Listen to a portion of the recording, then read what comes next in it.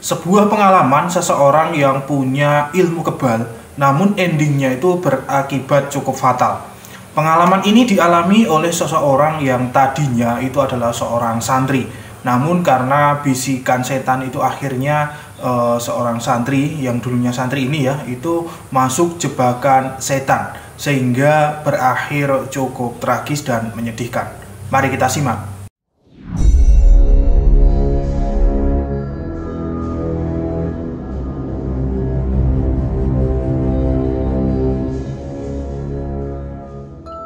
Assalamualaikum warahmatullahi wabarakatuh. Hamdan wa syukranillah. Selamat datang, selamat berjumpa kembali di channel Spiritual 21 Investigasi Supranatural Tanpa Batas. Namanya adalah Mardi.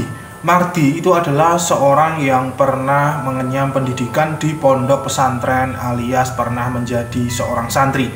Mardi sendiri itu tidak percaya yang namanya ilmu kebal, ilmu kesaktian, dan lain sebagainya. Mardi tidak yakin kalau ada orang yang tidak mempan ditembus dengan senjata tajam. Pada suatu waktu itu terjadi sebuah perselisihan antara warga kampung sehingga menimbulkan pertengkaran antar warga kampung tersebut. Pada saat itulah Mardi itu tampil di barisan paling depan.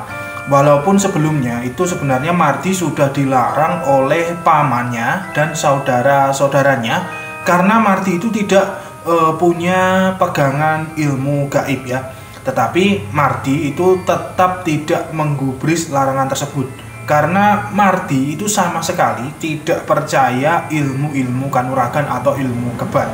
Bentrok antar warga pun itu tidak terhindarkan pemirsa. Pada saat itu Mardi menghadapi musuh itu yang berbadan kekar, kemudian diayunkanlah golok itu ke badan musuhnya itu. Tetapi aneh, walaupun disabet dengan golok berkali-kali, badan musuhnya itu tidak lecet sedikit pun. Kemudian selang beberapa saat, kening Mardi itu langsung terasa pedih.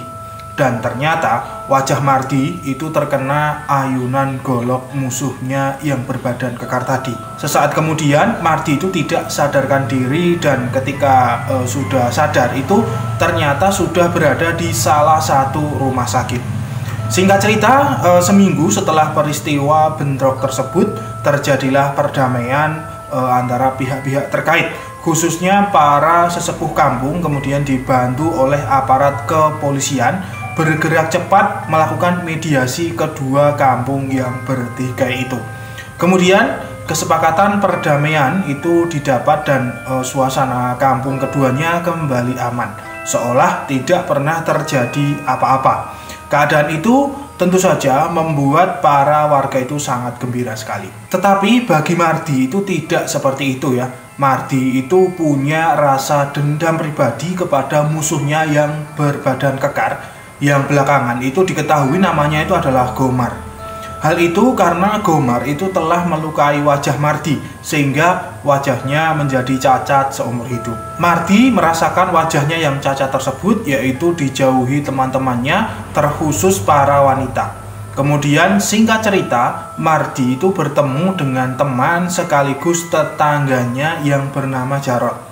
Jarot itu mengetahui kesaktian ataupun ilmu kebal yang dimiliki Gomar, di mana Gomar itu dulunya telah berguru kepada seorang dukun sakti yang bernama Ki Bagas. Mardi, kalau kamu ingin kebal dan sakti seperti Gomar, saya bisa mengantarkan kamu. Dulu saya juga ingin punya ilmu kebal seperti itu, tetapi istriku melarangnya karena ilmu tersebut adalah ilmu jalur kiri. Mendengar perkataan Jarot seperti itu, Mardi itu seperti kerbau dicucuk hidungnya, langsung mengiyakan dan ingin sekali memiliki ilmu itu. Tidak peduli bahwa itu adalah ilmu jalur kiri ataupun ilmu hitam. Hal itu karena didorong rasa dendam kesumat kepada Gomar Yang penting bagi Mardi itu dendamnya bisa terbalas. Akhirnya pada suatu malam, Mardi dengan diantar Jarot itu pergi ke tempat dukun sakti yang bernama Ki Bagas tersebut. Perjalanannya itu lumayan melelahkan karena tempat kediaman Ki Bagas itu cukup jauh dan terpencil. Namun akhirnya mereka sampai juga di tempat Ki Bagas. Singkat cerita, niat Mardi itu segera diutarakan kepada Ki Bagas, yaitu ingin mempelajari ilmu kebal.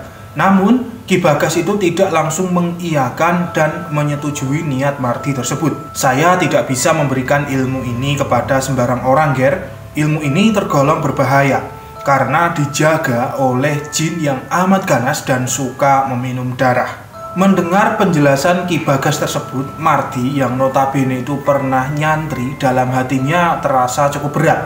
Namun karena Mardi terselimuti rasa dendam, maka hal itu tidak dipedulikannya. Dan akhirnya Mardi pun siap menerima ilmu tersebut apapun resikonya. Kemudian setelah Mardi menyetujui, segeralah dilakukan ritual khusus oleh Ki Bagas. Setelah ritual selesai, lalu Mardi diberikan sebuah cincin dengan mata cincin batu berwarna hitam, mungkin mirip batu meteor seperti itu. Kemudian Ki Bagas berpesan agar setiap bulan purnama cincin itu harus dimandikan dengan darah manusia. Singkat cerita, setelah Mardi memperoleh ilmu kebal, maka segeralah Mardi membuat perhitungan dengan Gomar. Dengan kekuatan besar yang dimiliki oleh Mardi, akhirnya Gomar berhasil dikalahkan. Dan karena dendam Mardi yang sangat membara, maka Gomar pun itu dihabisi alias dibunuh oleh Mardi dan mayatnya itu dibuang ke pematang sawah. Mardi merasa puas karena berhasil menghabisi nyawa Gomar yang telah membuat luka di wajahnya. Namun selang beberapa waktu pamannya itu mengetahui perbuatan Mardi tersebut, dan kemudian dari pamannya itu keluarga Mardi juga mengetahuinya, dan endingnya ya itu Mardi pun diusir dari keluarganya. Karena terusir, Mardi pun itu hidup sendiri terlunta-lunta di jalan. Kemudian demi bertahan hidup, terpaksa Mardi itu menggunakan ilmunya di jalan kejahatan. Mardi berprofesi menjadi seorang begal. Dalam menjalankan aksi pembegalan tersebut, Mardi itu tak segan-segan bertindak di luar kemanusiaan. Mardi itu tidak hanya melukai korban, tetapi juga membunuhnya, pemirsa. Hasil dari pekerjaannya menjadi begal tersebut digunakan untuk bersenang-senang, berfoya-foya dengan teman-teman seprofesinya. Bermain judi, kemudian main perempuan, dan tentu adalah minum minuman keras. Tetapi kata pepatah, sepandai-pandai tupai melompat, akhirnya itu akan jatuh juga. Setelah lebih dari 3 tahun Mardi berprofesi sebagai seorang begal, akhirnya Mardi pun tertangkap oleh polisi. Para polisi intel menggerebek tempat persembunyian Mardi dan teman-temannya tersebut pada saat Mardi dan teman-temannya sedang tidur pulas. Dan akhirnya Mardi pun masuk sel tahanan. Nah, di dalam sel tahanan penjara inilah kemudian sesuatu yang aneh terjadi pada diri Mardi. Sekujur tubuh Mardi itu tiba-tiba terasa gatal-gatal. Mardi sendiri tidak tahu apa penyebabnya. Padahal sel tahanan itu yang ditempati Mardi cukup terjaga kebersihannya, kemudian makanannya itu juga terjamin kebersihannya. Kemudian saking gatalnya, Mardi menggaruk-garuk tubuhnya sehingga menjadi lecet.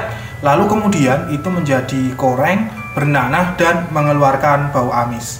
Mungkin ya kalau dalam dunia medis hal-hal seperti ini atau kejadian seperti ini disebut dengan penyakit gula darah.